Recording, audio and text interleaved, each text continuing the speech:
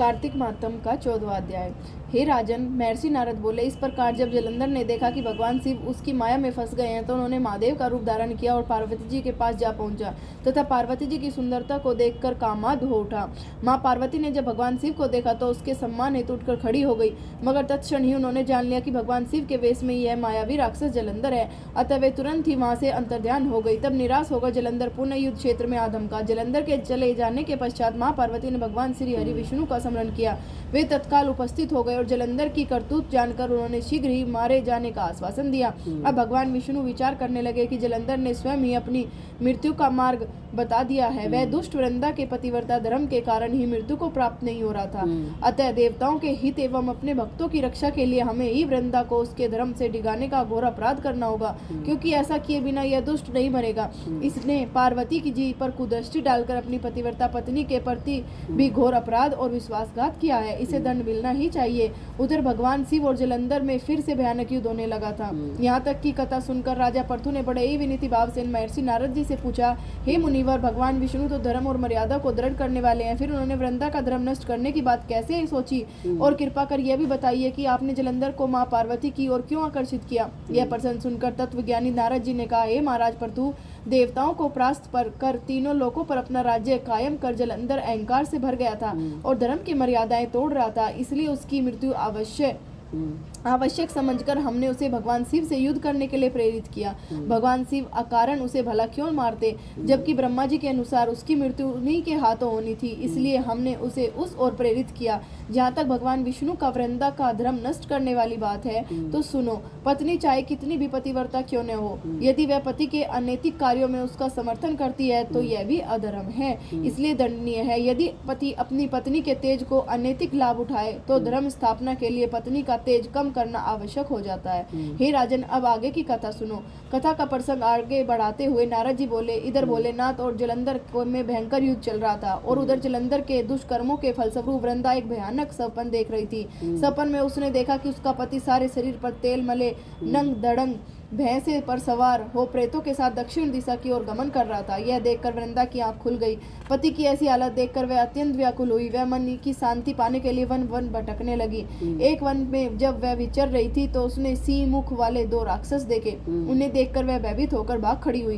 भागते भागते वह एक दूसरे स्थान पर गई जहाँ उसने अपने एक तपस्वी और उसके एक शिष्य को देखा। उसने तपस्वी से अपनी रक्षा की प्रार्थना की। उसकी विनय सुनकर तपस्वी ने उस दिशा में देखा जिधर से वे दोनों राक्षस भागे चले आ रहे थे। तब एक हुंकार में ही उसने उन्हें भगा दिया। वृंदा ने चैन की सांस ली और तपस्वी से बोली, हे महामुनि, मेरे पति जलंधर तथा महादेव में घोर युद्ध हो रहा है, कृपा कर बताएं कि इस युद्ध में विजय किसकी होगी। आप तो सर्वज्ञ हैं, आप ये भेद अवश्य ही जानते होंगे। उसकी प्रार्थना सुनकर मुनि ने आकाश की ओर देखा। इसी समय दो बंदरों ने वहां आकर मुनि को प्रणाम किया। तत्पश्चात मुनि का संकेत पाकर वे वहां से चले गए। कुछ देर बाद वे दोनों आकाश मार्ग से आए और दैत्यराज जलंधर का सिर और धड़ वहां लाकर डाल दिया। वृंदा अपने पति का शव देखकर बहुत दुखी हुई और विलाप करते करते मूर्छित होकर पृथ्वी पर गिर पड़ी। तपस्वी ने अपने कमंडल से थोड़ा सा जल लेकर उस पर छिड़का तो उसकी चेतना लौट आई और चैतन्य होते ही वह पुनः विलाप करती हुई तपस्वी से बोली, हे मुने, मेरे जिस पति ने तीनों लोकों को जीत लिया, जिसे स्वयं विष्णु भी पराजित न कर सके, ऐसे वीर पुरुष महादेव के हाथों कैसे मारा गया? हे महाराज, आप बड़े सामर्थ्यवान हैं, अतः किसी प्रकार मेरे पति को पुनः जीवित कर दीजिए।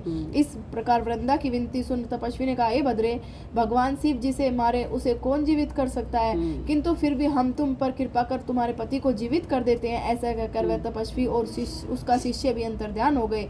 तभी जलंधर का सिर धड़ एक हो गए और वह जीवित हो उठा। पति को जीवित देख वृंदा उनसे लिपट गई। जलंधर भी उससे प्रेमालाप करने लगा। इस प्रकार वनों में ही उनके दिन व्यतीत होने लगे। मगर एक दिन अचानक वृंदा के मस्तिष्क में यह बात आई कि उसके पति के अब राक्षसों वाली वृत्ति नहीं रही। आखिर भगवान शिव के मारे हुए को कोई तपस्वी कैसे जीवित कर सकता है? इससे उसके मन में संदेह उत्पन्न हो गया। तो वह छिटक कर दूर हट गई और बोली, तुम कौन हो? तुम मेरे पति नहीं, कोई छलिया हो। तुमने मेरा छल से पतिव्रत धर्म नष्ट किया है। मैं तुम्हें शाप देती हूँ कि तुम पत्थर के हो जाओ।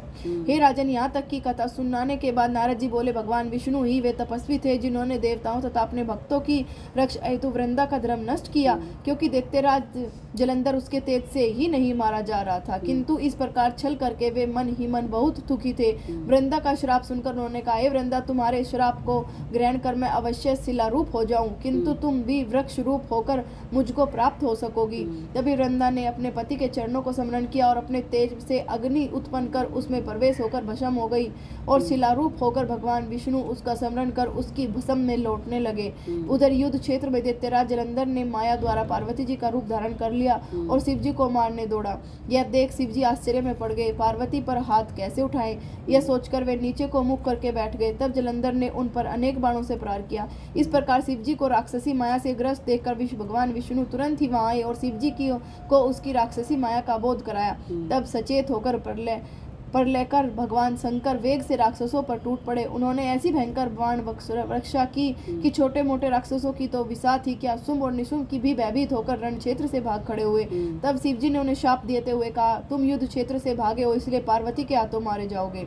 इधर वृंदा का पतिव्रता धर्म भंग हो जाने से जलंधर का बल समाप्त हो गया। इस प्रकार सभी देवताओं के तेज से बने सुदर्शन चक्र द्वारा भगवान भोलेनाथ ने उनका वध कर दिया। सुदर्शन चक्र के प्रहार से जलंधर का सिर कटकर भूमि पर गिर पड़ा। तब जलंधर का तेज शिव में, एक वृंदा का तेज पार्वती में समा गया। बोलिए श्री विष्णु भगवान की जय, भोलेनाथ की जय। दरानियां जठानियां दी फुल चढ़ाई, कोई बाई कर लेंगा कोई कुड़ो